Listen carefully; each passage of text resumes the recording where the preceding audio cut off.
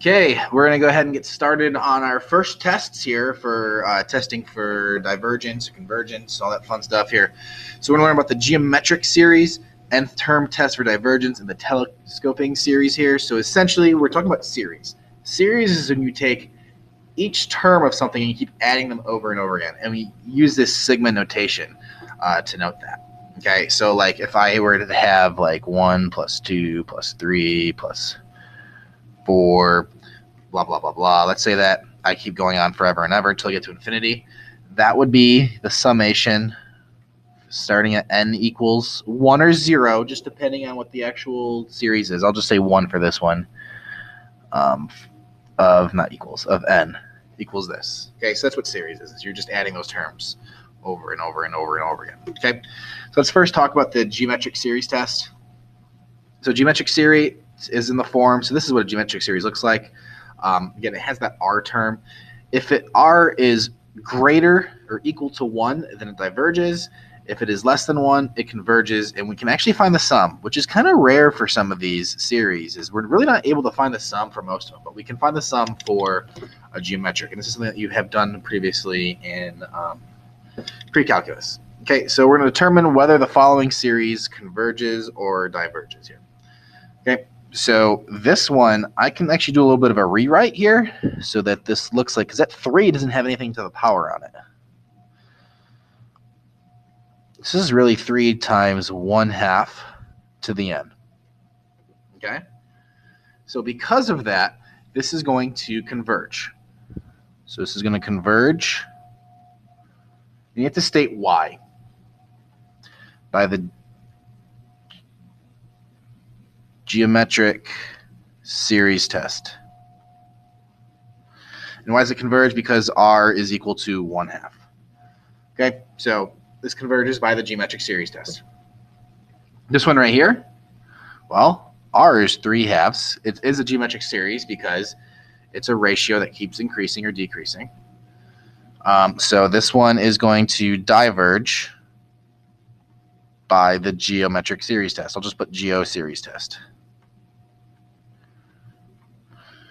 You don't want to shorthand write these too much because if the grader has no clue what you're calling it, like people like to put like GST. I don't know what GST is. Grader's not going to know that. So just put enough. Geo series test, that's accepted. So you'll be fine there. So that's a geometric series test. If you see a series is a geometric, you just find out the R value and then just go from there. Telescoping is like a very specific type of test that you might see. So a series such as 1 minus 1/2 plus 1/2 minus 1/3 plus 1/3 minus 1/4. What ends up happening here is these terms right here cancel out. The 1/2s cancel out, the 1/3s cancel out, the 1/4s will eventually cancel out. And then it's going to go ahead and converge here. So if you notice that something is telescoping and you can say, hey, it's telescoping, then you can actually use the telescoping series test. And what's going to end up happening here is we're going to get the sum of it will be just the front number. All right, so here's an example. And what you can do here to discover that it's telescoping is just to plug in the numbers. Okay, so like if I were to plug in like a 1, because that's the first thing you'd plug in, you would get 1/3 minus 1/5. That's the first. And then plug in a 2, you would get 1/5 minus 1/7 plus 1/7 minus 1/9, and it keeps going on and on and on like that. Okay, so this is telescoping because these terms are going to end up canceling out all the way through infinity.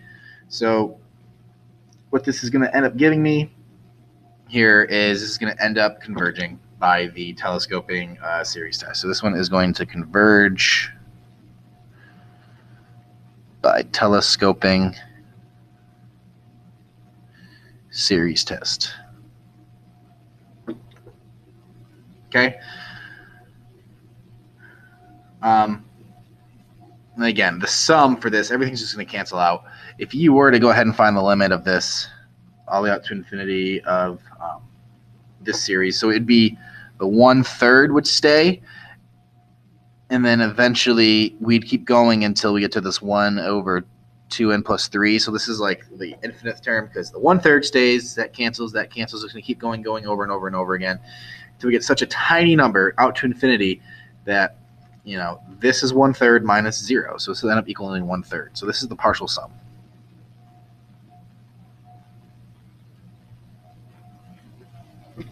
Okay. So there are your two tests. Geometric series test, if you just recognize it's a geometric series, then you can just state whether it converges, diverges. State what the R value is, though. So that's really your work that you have to show here. For telescoping, you have to write it out as a telescoping, and then you can figure it out. You always don't have to find a partial sum. I just did for giggles here. One little note I do want to make here is I do want to talk about the situation where n equals 1 here for geometric series. If R equals 1. So if R is equal to 1, then it's going to keep increasing every single time. So that's why it diverges if R is equal to 1. Because actually, if R is equal to 1, it really is no longer geometric. It turns into arithmetic. In every arithmetic series, it all diverges. So just a quick little fun note on that one. One little note here, too. I'm just going to kind of just write out an example. Sometimes you're given problems with telescoping. Like this one was pretty easy to plug in and to figure it out.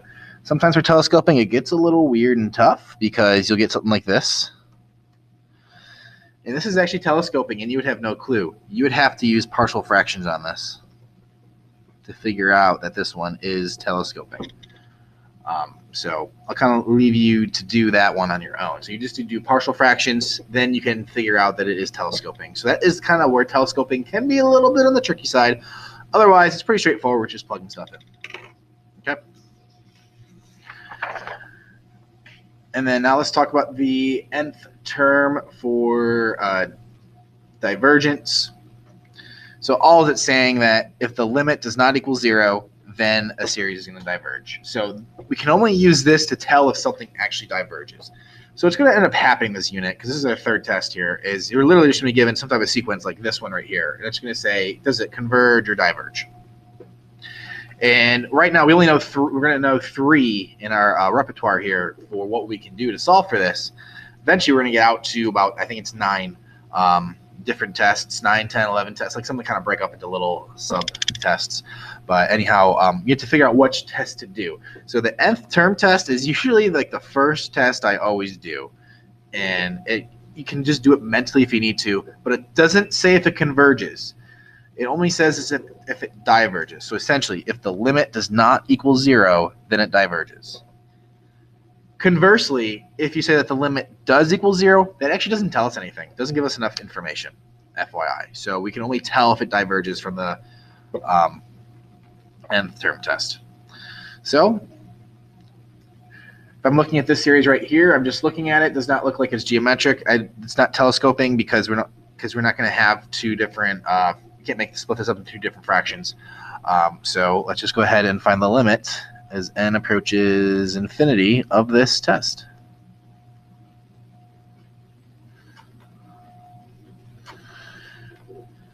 Okay. So if I find the limit of this, since it's going out to infinity, the bottom one's actually going to grow a little bit faster here because I'm going to end up getting, top and bottom, they grow at the same rate. So what I mean by is we have a larger value on the bottom, the 3n. So just use the coefficients here, and you're going to get 2/3. So therefore, the series diverges. You always have to state the test by nth term test. So this diverges by nth term test. Okay, we're going to start to see factorials. They're going to become part of something that you just need to get used to with factorials. So the only test I know right now is the nth term test because it's not going to be telescoping and it's not geometric because there's no R value. So use the nth term test here. All right, so kind of sort of like this one. See how this is growing the same rate at the top and the bottom, and I end up getting 2/3. This is actually growing at the same rate at the top and bottom here. Okay, so over here, just have n's growing the same rate, top and bottom.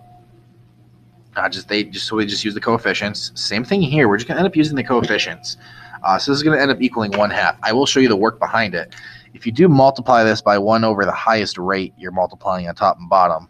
That will take care of this, because that's going to end up giving me the limits as n approaches infinity of n factorial over n factorial all over 2n factorial divided by n factorial plus 1 over n factorial. And then the 1 over n factorial is going to equal 0.